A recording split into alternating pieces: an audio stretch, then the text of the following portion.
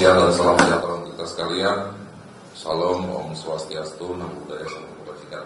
Rekan-rekan, siang hari ini kami akan menyampaikan update perkembangan penanganan kasus penculikan yang terjadi pada tanggal 7 Desember 2022 dan dilaporkan kepada kami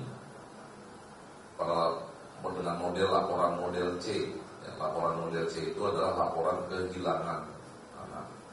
Laporan model C pada tanggal 9 Desember 2022. Yang selanjutnya kami tidak lanjuti dengan laporan model A pada tanggal 12 atau 13 terkait dengan dugaan kasus penculikan terhadap korban M.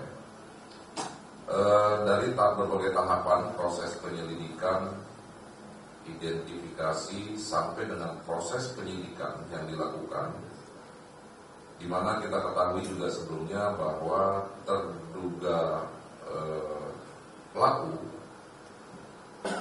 yang juga merupakan seorang residivis kasus pencabulan terhadap anak di bawah umur yang terjadi pada tahun 2014 yang lalu dengan vonis 7 tahun dan dijalani masa hukuman di Lapas kelas 2A Bancai, Bandung, dan diperkirakan baru bebas sekitar tahun 2021. Kemudian tahapan selanjutnya dari apa yang sudah dilakukan oleh tim dan juga proses penyelidikan DPO, tim berhasil mengamankan terduga pelaku yang semalam telah kami tetapkan sebagai tersangka atas dugaan penculikan dengan persangkaan pasal sementara. Ya, sementara kami terapkan pasal 76F yang berbunyi setiap orang dilarang menempatkan, membiarkan, melakukan, menyuruh melakukan atau turut serta melakukan penculikan, penjualan dan atau perdagangan anak.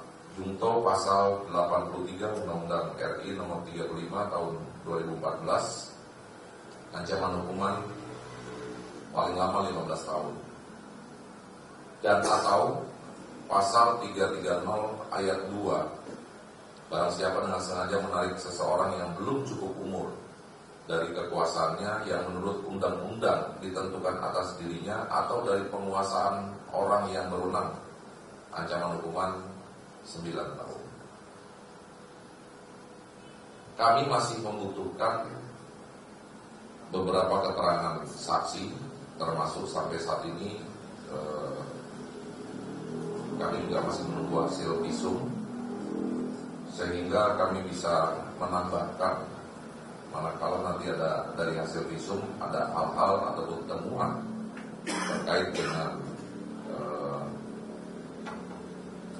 penculikan korban M, sebagaimana juga yang kami sampaikan kemarin bahwa pelaku diamankan di daerah Cipadu, ya, di mana modusnya juga pelaku membawa korban berpindah-pindah tempat, dan saat diamankan pelaku tidak memperlihatkan atau tidak sedang bersama dengan korban M, di mana korban M diletakkan di dalam gerobak. Ini adalah posisi saat pelaku diamankan. Jadi korban berada di dalam gerobak dan ditutupi oleh karung di atasnya, sehingga memang akan sulit melihat keberadaan korban, dan memang terkesan pelaku kesana kemari sendirian. Ini posisi pada saat korban berada di dalam gerobak. Yang selanjutnya saat ini adalah tim tentunya dengan dari KPAI, kemudian terus melakukan tahapan ataupun upaya pendampingan psikiater, mengingat juga yang perlu mendapatkan pendampingan bukan hanya korban, namun keluarga korban juga perlu mendapatkan pendampingan. Bahkan per hari ini pun kita agendakan, kita juga akan melakukan pemeriksaan psikologi terhadap tersangka, mengingat latar belakang tersangka yang memang pernah terlibat kasus pencabulan terhadap anak di bawah umur. Nah, itu tahapan-tahapan yang saat ini sedang berlangsung.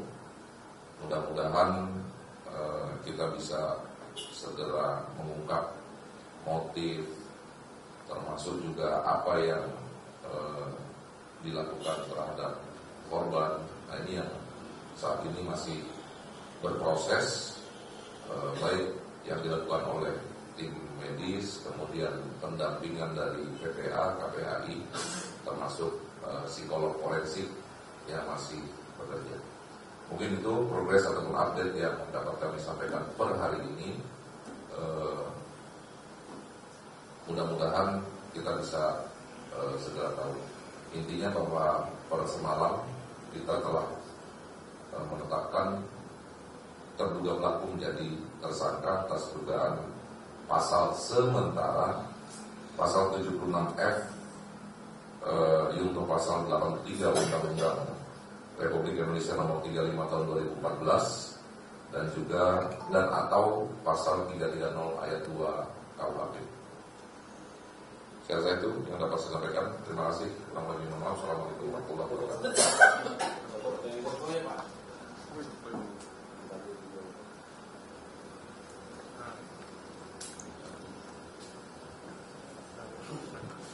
Ini adalah tersangka Iwan Sumarno.